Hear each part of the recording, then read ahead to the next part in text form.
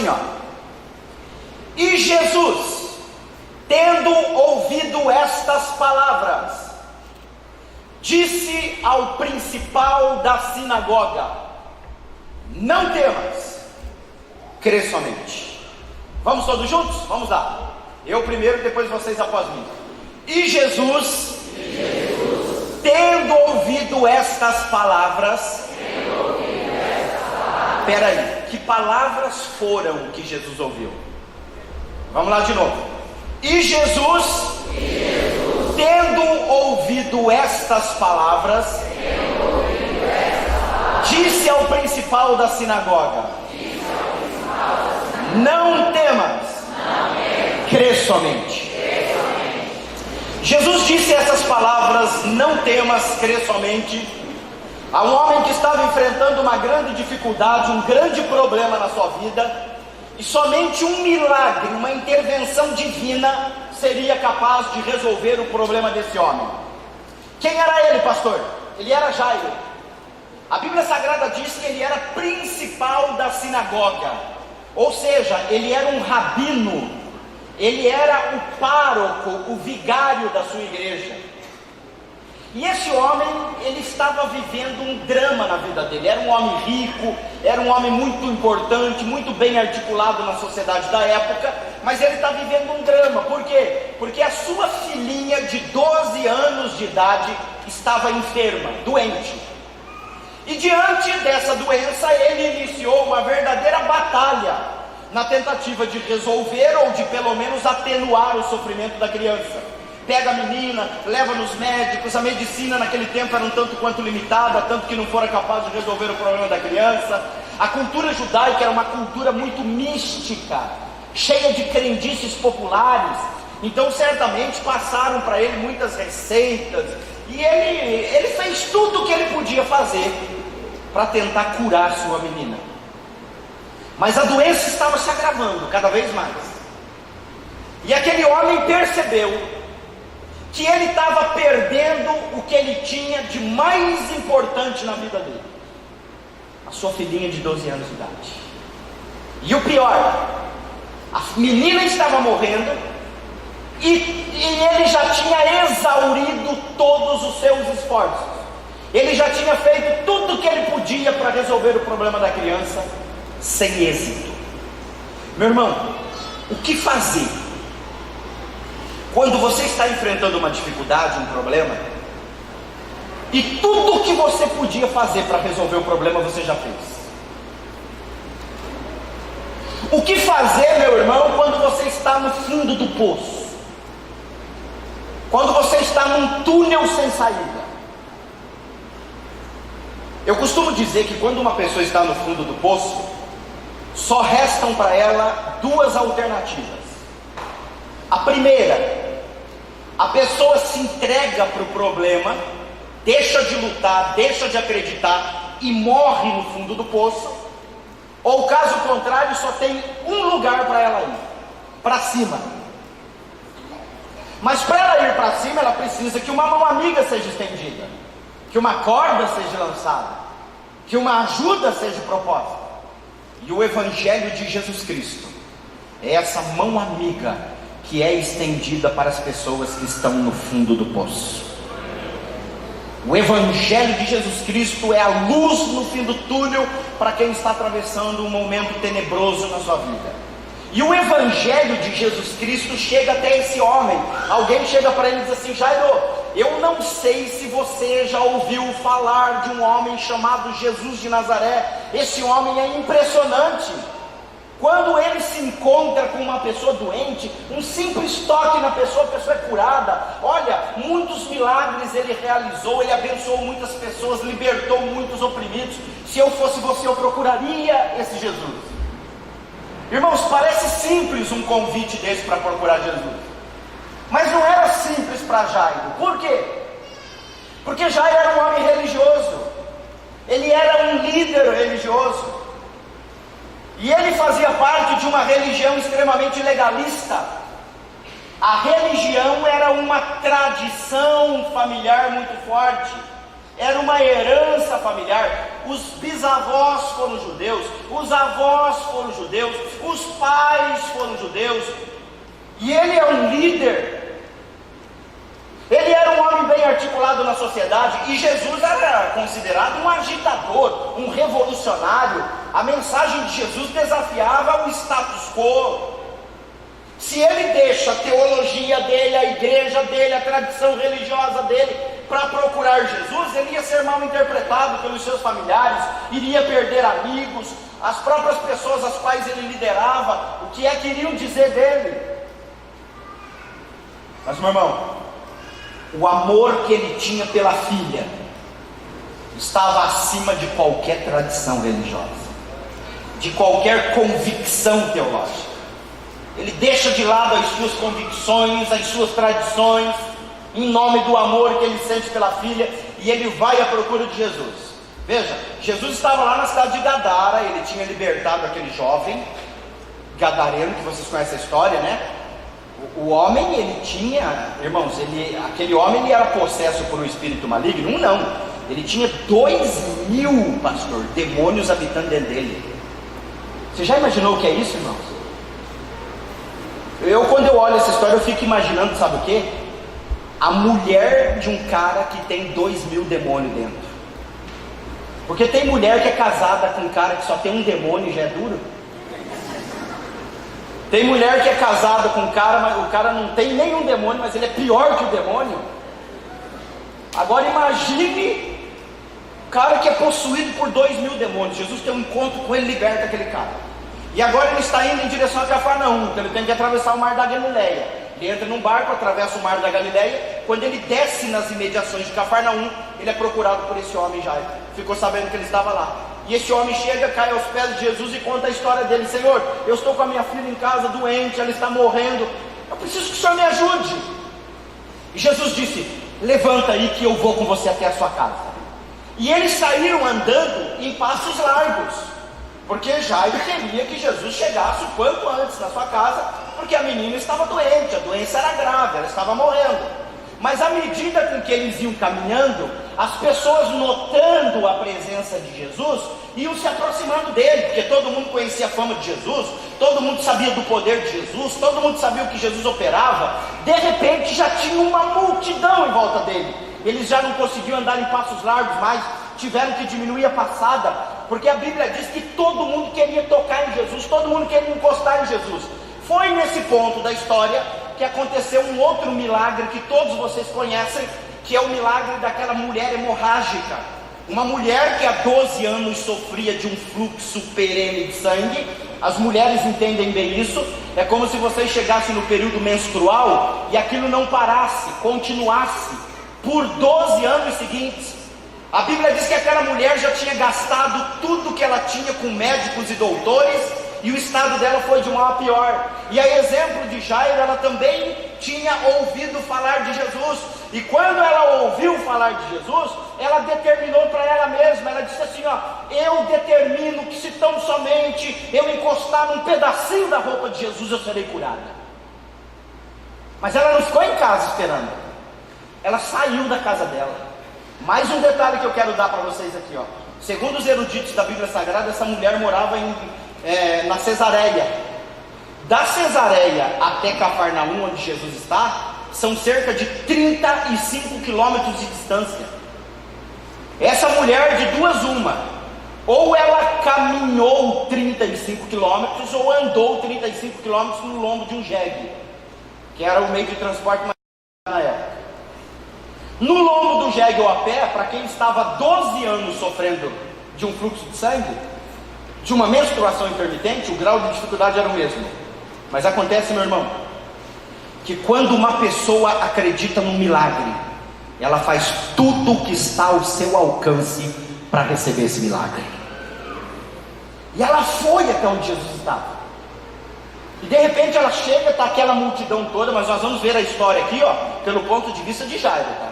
Estão indo para a casa de Jairo, a menina está doente lá, todo mundo encostando em Jesus. E agora vem a mulher, chega por trás de Jesus e toca. E a Bíblia diz que quando ela toca, Jesus para e diz assim, alguém me tocou. Aí olha o que o discípulo diz para ele, Senhor, todo mundo te toca, todo mundo encosta no Senhor. O Senhor veio dizer que alguém lhe tocou? Ele disse, mas alguém me tocou? Diferente. Irmãos, vou abrir um parênteses aqui. Não estamos todos diante do mesmo Jesus aqui? Sim ou não? Sim ou não? Sim. Por que uns são abençoados e outros não, irmãos? Sabe por quê? Porque muita gente aqui faz parte da multidão. Ó, todo mundo te toca. Está todo mundo aqui cantando para Jesus, louvando Jesus, mas tem gente que canta por cantar, que toca por tocar. O milagre acontece naquele que age diferente. Quando ela tocou em Jesus, ela tinha um projeto de vida claro e definido. Ela tinha determinado, eu vou ser curada. Quem é que vai ser abençoado aqui? Quem tem um projeto de vida claro e definido. Quem disse assim, eu aceito esses desafios de fé, eu estou aqui, esse é abençoado, porque toca em Jesus diferente. Para alguém me tocou, aí a mulher disse, fui eu que lhe toquei. Aí ele para atender a mulher. Pelo que eu entendo no texto aqui, esse atendimento que Jesus deu à mulher não foi um atendimento relâmpago. Parece que demorou o processo. E eu sei que demorou por duas razões. Porque quando ele diz assim para a mulher, mulher, levanta-te, que a tua fé já te salvou, vai em paz ser curada desse teu mal. A Bíblia Sagrada diz que vieram algumas pessoas da casa de Jairo, correndo, e disseram assim, ó, Jairo, a menina já está morta. Quando Jesus ouviu essas palavras, antes que Jairo pensasse qualquer coisa, Jesus disse, Jairo, não temas, tão somente creia. Vamos para sua casa. E eles vão. Segunda razão pela qual eu acredito que aquele atendimento demorou, é que quando eles chegam na casa de Jairo, a Bíblia diz que as pessoas já estavam chorando a morte da menina. Eu não sei se é do conhecimento de vocês, mas naquele tempo existiam os choradores profissionais. Eram homens e mulheres que eram contratados para chorar nos velórios, que eram conhecidos como carpideiras ou carpideiros. Então veja, a menina já morreu, deu tempo de contratar os profissionais do choro, a casa está cheia de gente, e aí Jesus chega. Quando Jesus chega, ele olha para aquela multidão e diz assim, ei, pode parar de chorar, porque a menina não está morta, ela apenas dorme. Quando Jesus diz isso, as pessoas que estavam chorando começaram a rir dele. Veja que era fácil para eles passar do choro para o riso, porque eram profissionais. Começaram a rir, dizendo, quem ele pensa que é? A menina já morreu, acabou. Mas meu irmão, para quem tem Jesus na vida, a morte não é o fim. A morte é apenas o início de uma vida eterna ao lado do nosso Senhor.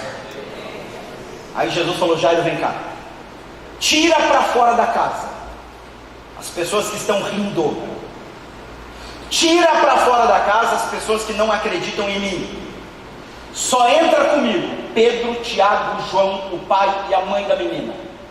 Aí eles entraram, foram no quarto, a menina estava deitada. Jesus chega diante da menina e pronuncia uma frase em aramaico. Ele diz, talita cumi, talita do aramaico, menina, cumi, levanta-te. Quando Jesus disse, menina, levanta-te, imediatamente a menina levantou, ressuscitada pelo poder de Jesus Cristo.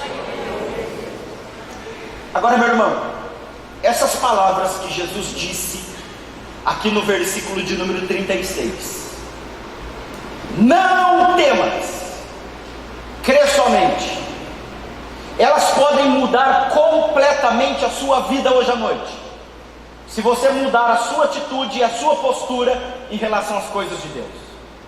Porque esse homem Jairo, ele está vivendo um momento de dor, de flagelo. Ele está no meio de lamentação e de choro. E Jesus entra na vida dele no meio de uma situação caótica e diz para ele, Jairo, não tenha medo, tão somente creia. Ora, meu irmão, a Bíblia Sagrada nos diz que todas as coisas são possíveis àquele que crê.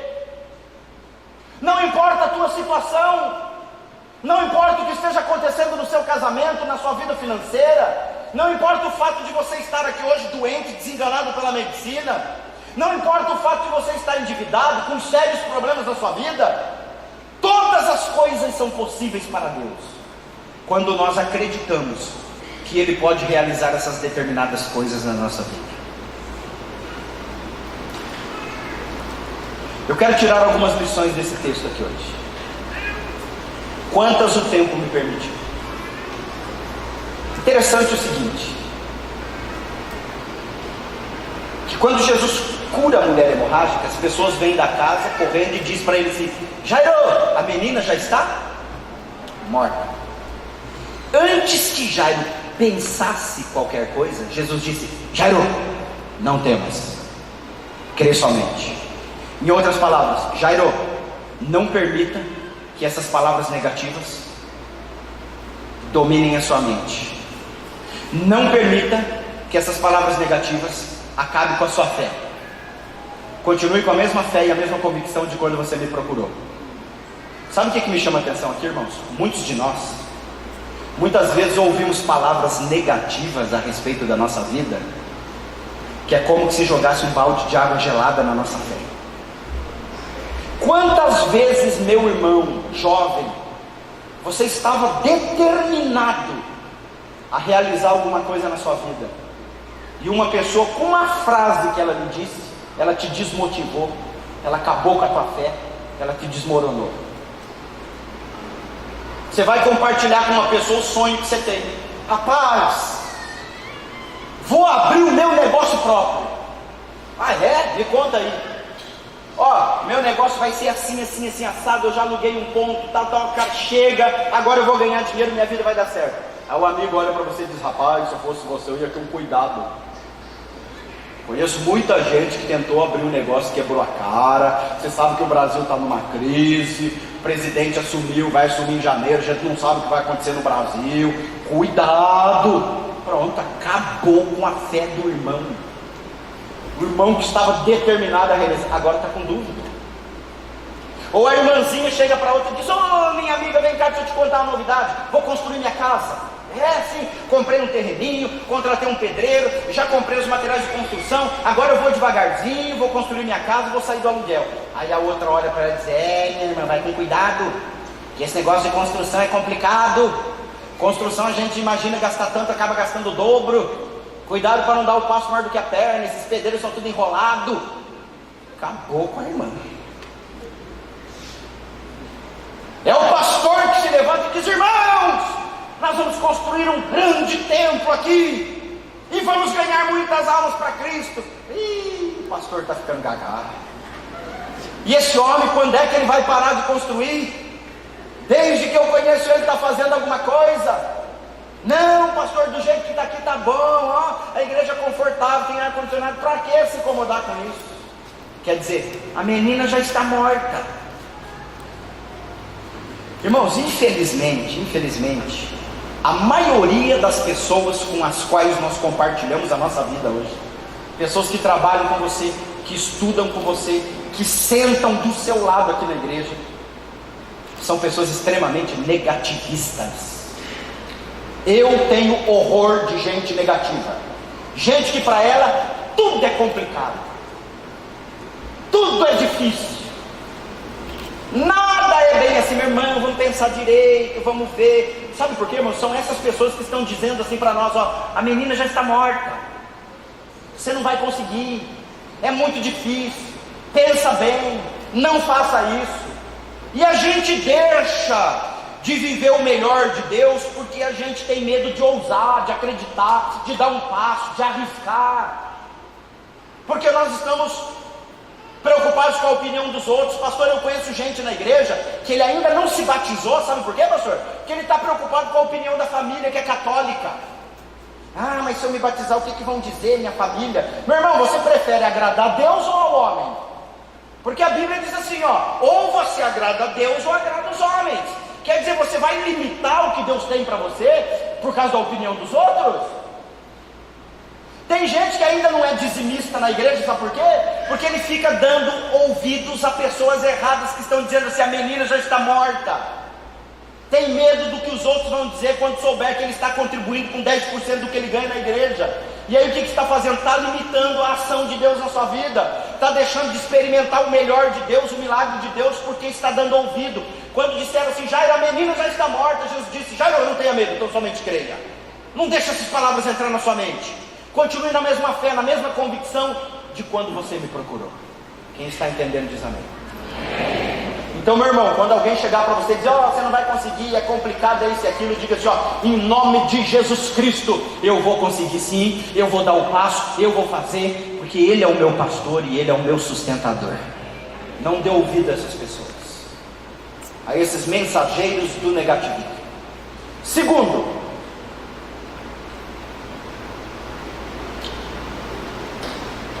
a menina já está morta. Jesus disse, Jairo, não tenha medo. Então somente creia. Porque foi que Jesus disse isso. Porque todas as vezes que você enfrentar uma situação inusitada ou uma situação difícil na sua vida, o primeiro sentimento que vai tentar te dominar é o sentimento do medo. Vou te dar um exemplo. Você trabalha numa empresa, tal, de repente você é mandado embora. O primeiro sentimento que vai tentar te dominar é o medo. Meu Deus, e agora? Será que eu vou conseguir outro emprego? Como é que eu vou sustentar minha família? Na tua casa está tudo bem, de repente a criança fica doente. Primeiro sentimento que vai tentar te dominar, o medo. Meu Deus, será que é grave? Vou gastar com remédio agora? Quer ver? Você está andando, por exemplo, na rua, tranquilão, ó a situação. De repente alguém sai de trás ali de uma parede, de uma moita na tua frente. Primeiro sentimento que tenta te dominar, medo. O coração dispara. Você acorda à noite na sua casa com um barulho, pam! Primeiro sentimento que vai tentar te dominar, medo. Sempre que você enfrentar uma situação difícil ou inusitada, o primeiro sentimento que tenta te dominar é o sentimento do medo. E o medo hoje tem apavorado a humanidade. O medo hoje tem limitado a vida de muitas pessoas. Tem gente que não faz, que não empreende, que não conquista, que não arrisca, porque tem medo.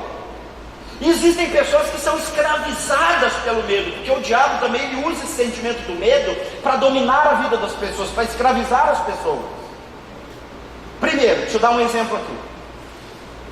Diz que tem uma história, uma fábula, de um rei que quando ele capturava os seus inimigos, ele não matava de imediato. Ele levava os inimigos, para os prisioneiros, para uma sala enorme que ele tinha no palácio dele, e ele dizia assim aos inimigos dele, de um lado ele tinha os seus arqueiros, que estavam com as flechas apontadas, e do outro lado do palácio ele tinha uma porta. Essa porta era uma porta de ferro, enferrujada, tinha uns desenhos de caveiras, sangue escorrendo na porta, e ele dizia assim aos prisioneiros dele, eu vou te dar uma opção. Você vai escolher ser morto aqui pelas flechas do arqueiro, ou caso contrário, a tua segunda opção é abrir aquela porta e experimentar o que tem atrás dela. E quando eles olhavam para aquela porta tenebrosa, todos eles, com medo de abrir a porta, escolhiam ser mortos pelas flechas. E tinha um súdito do rei que acompanhou aquela cena durante muitos anos. Ele estava ali ao lado do rei durante muito tempo acompanhando. E um dia ele disse assim ao rei, rei, me permita uma pergunta, porque nesses anos todos eu nunca vi alguém querer abrir a porta. O que tem atrás daquela porta? E o rei disse, já que você perguntou, experimente você mesmo, abra a porta. Diante do imperativo do rei, ele ficou sem alternativa e foi abrir a porta, tremendo, com medo. Quando ele abriu a porta dava para a liberdade. Irmãos, quantas oportunidades você já perdeu dentro da tua empresa, no teu negócio, no teu trabalho, no teu casamento, aqui na igreja, porque você teve medo de assumir um compromisso, medo de arriscar. Lembra o que eu disse ontem? Quem tem medo de perder o que tem, nunca vai alcançar o que deseja possuir. E a gente perde oportunidades porque a gente tem medo de arriscar, de tentar, de ousar. E a fé, irmãos, é tentar, é arriscar, é ousar, porque crer também é fazer acontecer.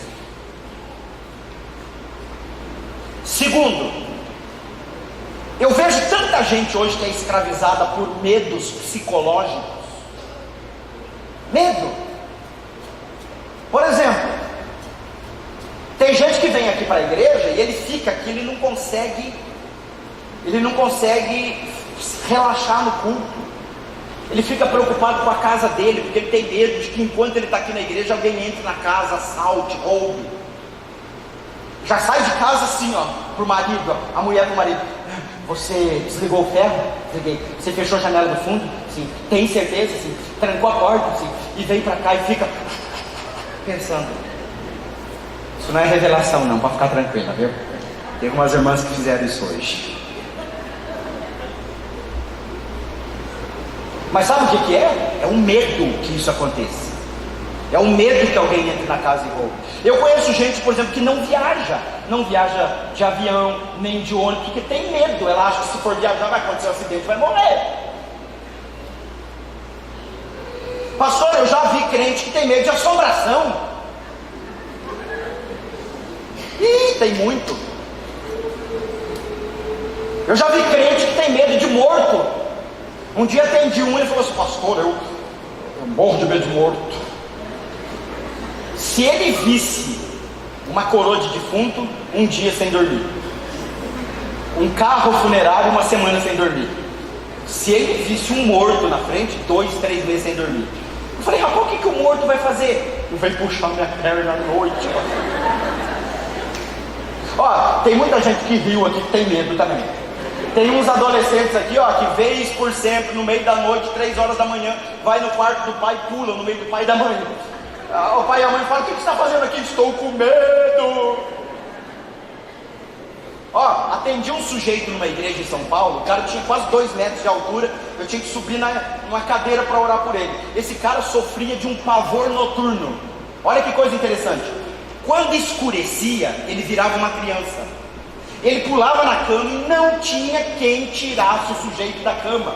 Por quê? Porque ele tinha medo de no escuro encontrar alguma coisa sobrenatural. Ele chegava a fazer necessidades na cama de medo de ir no banheiro. Aí comecei a conversar com ele, descobri que o problema não era ele. O problema eram os pais dele.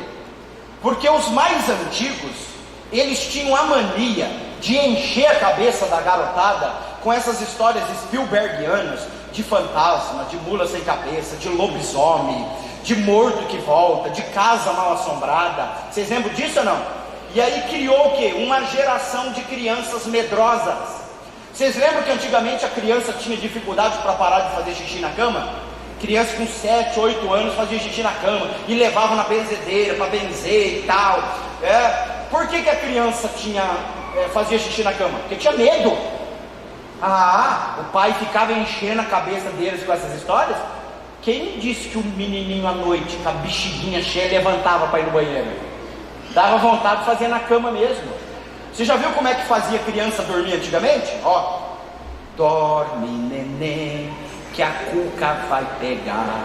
Papai tá na roça, mamãe vem já já. Quer dizer, tu tá sozinho aqui ferrado. Papai não tá aqui, mamãe não tá aqui, o bicho papão tá vindo. Nenenzinho já.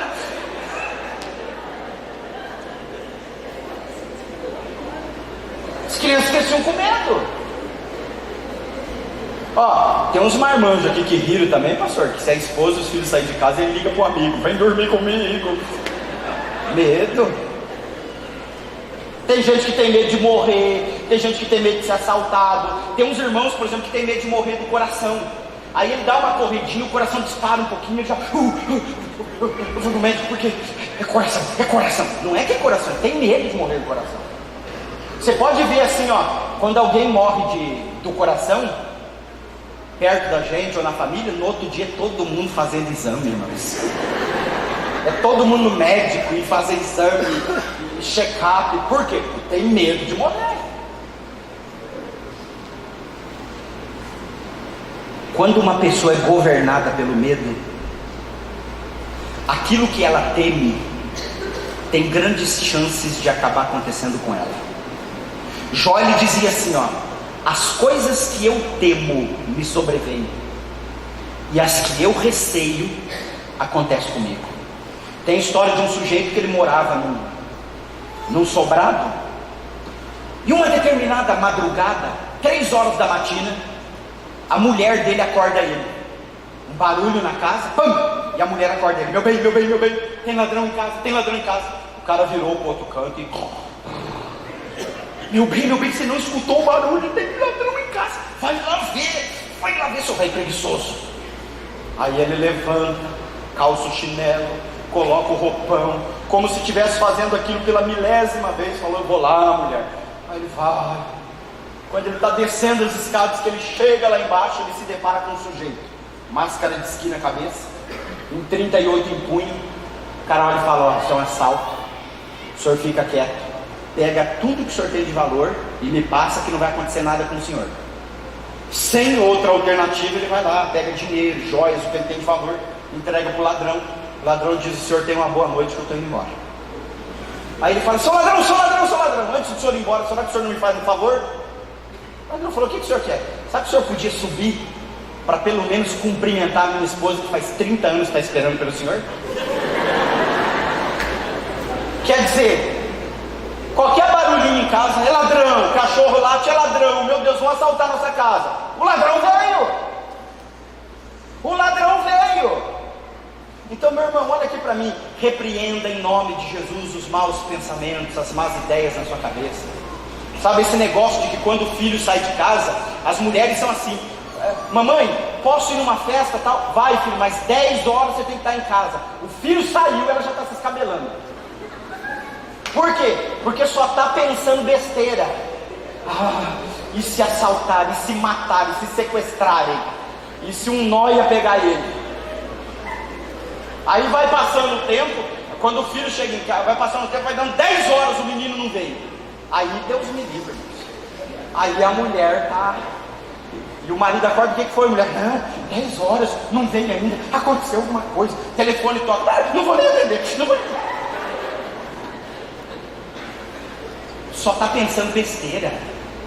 Em vez de dobrar o joelho e dizer assim: Senhor, era para o meu filho estar aqui às 10, ele não chegou ainda, mas o Senhor está no controle da vida dele, nada aconteceu, ele vai chegar em segurança. Não, está lá desesperada, pensando besteira. Tem que repreender esses pensamentos, meu irmão. Deixa eu dizer uma coisa para você. A Bíblia diz assim, ó: se o Senhor não guardar a cidade, em vão vigia a sentinela.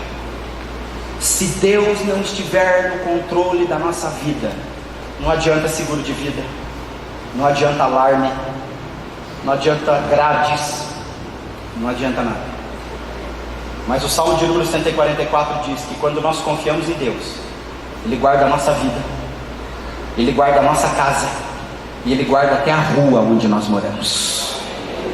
Meu irmão, quem cuida de você é Deus.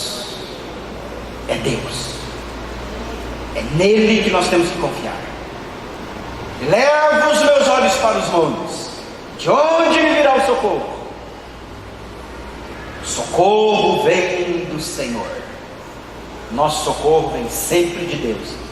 Você não precisa ter medo de nada, nem da peste que anda na escuridão, nem da mortandade que assola ao meio-dia, porque 1000 cairão ao teu lado, 10.000 à tua direita, mas você não será atingido, em nome de Jesus Cristo, Senhor.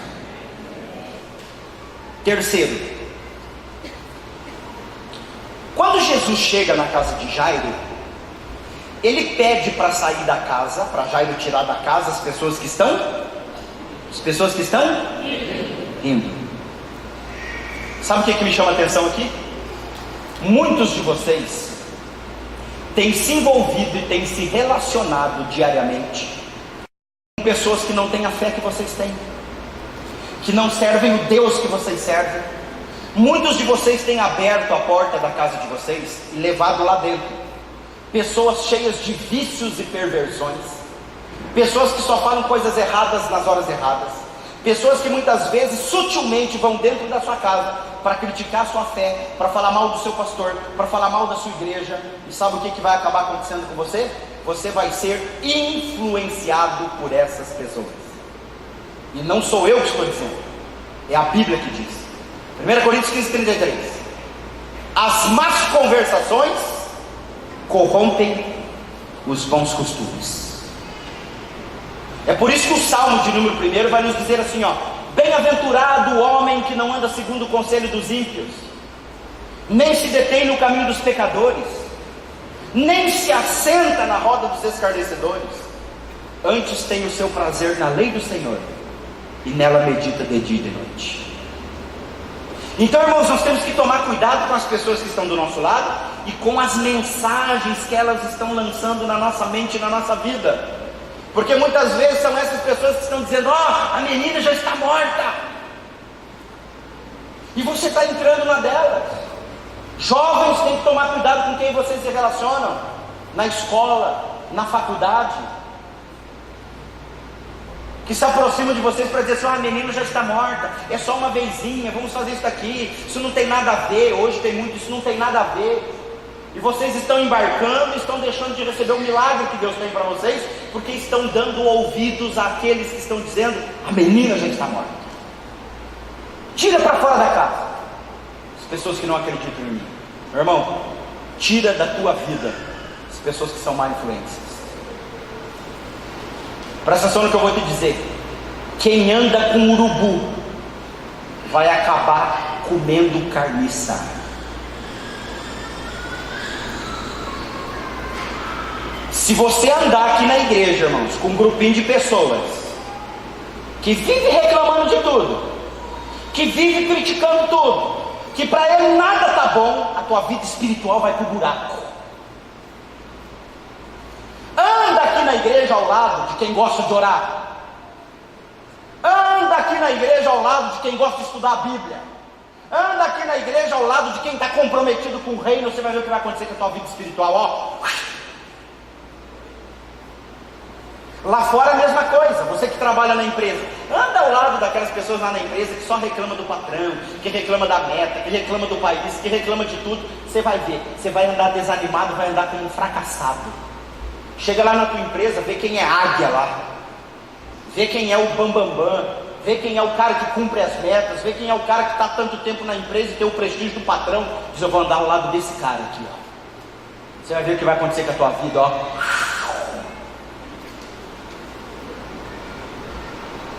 A menina já está morta. Não tenha medo. Então somente acredite em Deus. E em último lugar, eu podia tirar umas 10 lições aqui, vou parar por aqui. Jesus chega no quarto. A menina está deitada na cama, morta. Jesus chega diante dela e diz: menina, a ti te digo, levanta-te. Irmãos, quando Jesus disse menina, levanta-te, não existia força nenhuma no universo capaz de barrar aquela ordem que Jesus deu. Quando Jesus disse menina, levanta-te, nem o diabo, nem os principados, nem as potestades, nem os demônios, nada, nem ninguém, nenhuma força cósmica do universo, nem a própria menina poderia barrar aquela ordem de Jesus, porque quem estava falando ali era o autor da vida, o Todo-Poderoso. Quando ele disse menina, levanta-te, só restava uma coisa àquela menina: levantar, ressuscitada pelo poder de Jesus Cristo. Pois, meu irmão, esse mesmo Jesus, ele nos deixou uma palavra. No Evangelho de João ele disse assim, ó: em verdade vos digo, que se vocês crerem em mim, vocês farão as obras que eu fiz, e farão maiores do que estas, porque eu vou para o meu Pai.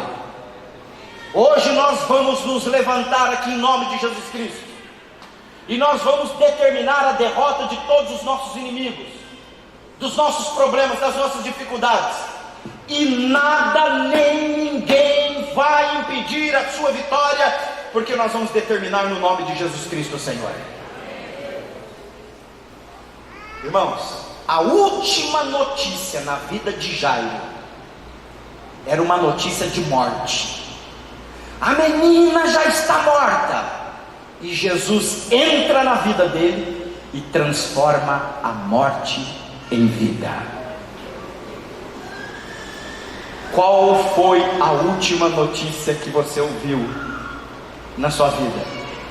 Jesus quer transformar essa má notícia numa boa nova, porque evangelho significa boa notícia. Talvez a última notícia que você ouviu foi a sua esposa dizendo: eu não quero mais viver com você, estou saindo de casa, ou o marido dizendo isso. Pois está aqui hoje aquele que restaura relacionamentos. Talvez a última notícia que você ouviu foi o diagnóstico do médico dizendo: olha, essa enfermidade que você tem não tem cura. Está aqui aquele que é o médico dos médicos e que cura os enfermos. Talvez a última notícia foi o seu patrão dizendo: olha, você está demitido. Talvez a última notícia que você ouviu foi o seu contador, o seu gerente do banco dizendo: olha, você está endividado. Pois quem está aqui hoje é Jeová Jiré, o Deus da provisão. Qual foi a última notícia que você ouviu? Se você ouviu uma notícia de morte, se você ouviu uma notícia ruim, Jesus está aqui hoje para transformar essa notícia ruim numa boa nova de paz, numa boa nova de esperança para você. Você acredita nisso? Você acredita nisso?